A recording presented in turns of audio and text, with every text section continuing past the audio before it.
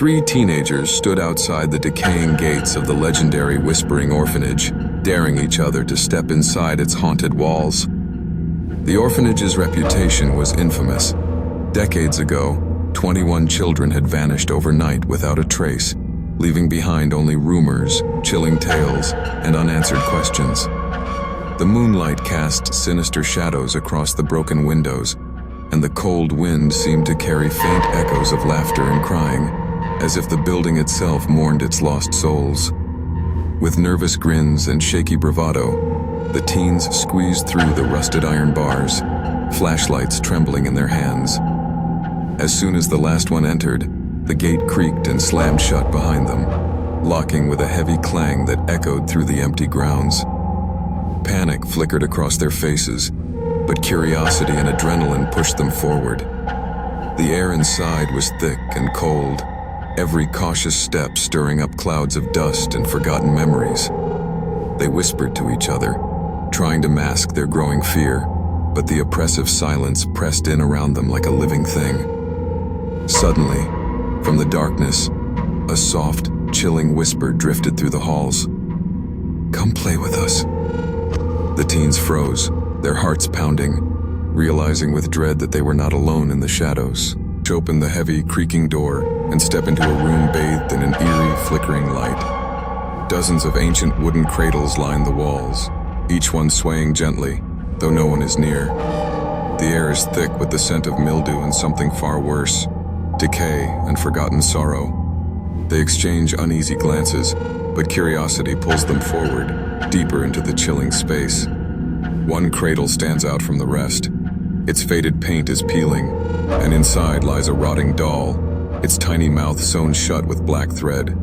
Its porcelain skin is cracked, and tufts of moldy stuffing poke out from its tattered dress. Mesmerized, one of the teens reaches out, fingertip trembling, and brushes the doll's arm. Instantly, the doll's eyelids snap open, revealing milky, unblinking eyes that seem to stare straight through them, filled with a cold, unnatural life. The cradle rocks harder, the air grows colder, and a child's scream, piercing, desperate, echoes down the hallway, freezing them in place as the horror of the room closes in around them, suffocatingly silent as the teens stepped out of the classroom, heart pounding with an uneasy rhythm. Suddenly, a figure emerged from the shadows. A boy, no older than 12, with skin as pale as death, and eyes an inky, unnatural black that seemed to swallow every flicker of light around them. Frozen by a mix of fear and curiosity, the teen watched as the black-eyed boy glided soundlessly down the hallway, his movements eerily smooth and unnatural. Compelled by a force he couldn't explain, the teen followed, feeling the air grow colder and heavier with every step. The boy stopped abruptly, turned slowly, and fixed him with a stare that pierced straight through his very soul. In a hoarse, broken whisper, the boy uttered, "They fed us to her." The words hung in the air, thick with terror and sorrow, before the boy faded away, dissolving into the cracked wall as if he had never existed. The teen's breath hitched, heart racing wildly. Then slowly, thick, dark blood began to seep from the cracks in the wall, trickling down in slow, sinister rivulets. As the blood pooled and spread, it formed a single chilling word: run. The message was clear and urgent. The horror lurking beyond was only just beginning, flickers erratically across the dusty floor, finally settling on a trapdoor concealed beneath a tattered, moth-eaten rug. As they cautiously pull the rug away, the wood beneath is revealed, charred, warped, and ominously ringed by scorched, child-sized handprints burned deep into the grain. The air around them grows colder, thick and suffocating, while the whispers intensify, swirling like a cyclone of lost, desperate voices. With every hesitant step closer, the uneasy pressure in their chests tightens, as if the house itself is warning them to stop. One of them, trembling uncontrollably, notices a stuffed animal slumped in the corner, its seams violently split open.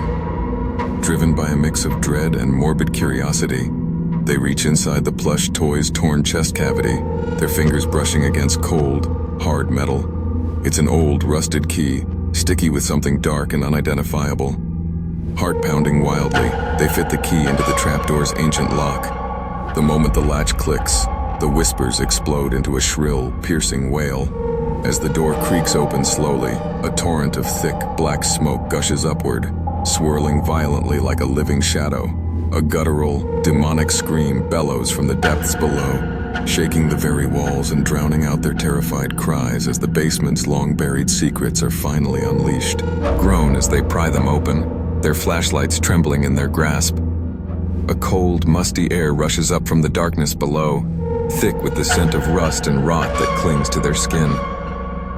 Descending into the cramped, shadowed cellar, their beams sweep over cages twisted from age, stuffed toys torn and discarded, and scattered drawings, each one more disturbing than the last. The images depict a tall, eyeless woman, her claws outstretched, looming over stick-figure children with menacing intent. In the corner, a rusted tape recorder crackles to life, its warped voice whispering chillingly, "Feed her, or be fed to her." The words echo through the silence as they notice the deep scratches on the walls match the claws in the drawings. Suddenly, the air grows colder still. Shadows writhe and twist unnaturally. A faint, wet scraping sound draws their eyes upward in horror. From the ceiling, a figure emerges. Limbs impossibly long, face void of eyes, talons glinting sharply in the flashlight's beam. The tall woman begins crawling down the wall, her movements unnatural and jerking, her gaze fixed unblinkingly on them. Frozen in terror, they realize the cellar's dreadful secret was never meant to be uncovered. As the darkness as one teen is dragged away by an unseen force, her desperate cries echoing down the hall. The two left behind stumble into a room, their eyes wide with horror. Hundreds of tiny shoes litter the floor, each pair a silent memory. Scattered among them are crumpled notes, trembling with a single message. "We offered the quiet ones first." Fear tightens around their chests, but before they can react, one gasps in agony, her mouth drawn shut by invisible threads. She claws at her lips, eyes pleading, unable to scream. Goes the crumbling halls as the last teen sprints for freedom, his heart pounding wildly in his chest. Shadows twist and close in around him, orphaned spirits drifting silently from the walls, their cold whispers echoing relentlessly. "You're our last friend." Desperation claws at his mind, but their chilling voices grow louder, swirling like an icy, suffocating wind. He stumbles, their pale, ghostly hands brushing his skin, draining every ounce of warmth and hope. At the corridor's end, the eyeless demon appears, towering and silent, clutching the grotesque stitched doll. Horror paralyzes him as he recognizes the faces of his friends sewn into the doll's canvas, eyes wide with terror, lips sealed in eternal silence. The demon's hollow gaze fixes on him, and the spirit's whispers rise to a fevered, haunting chant. He screams, but the sound is swallowed by the orphanage as spectral hands drag him mercilessly into darkness.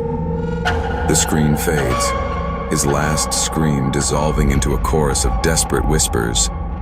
The orphanage falls silent once more, yet its secrets still linger, waiting patiently for the next soul brave or foolish enough to enter.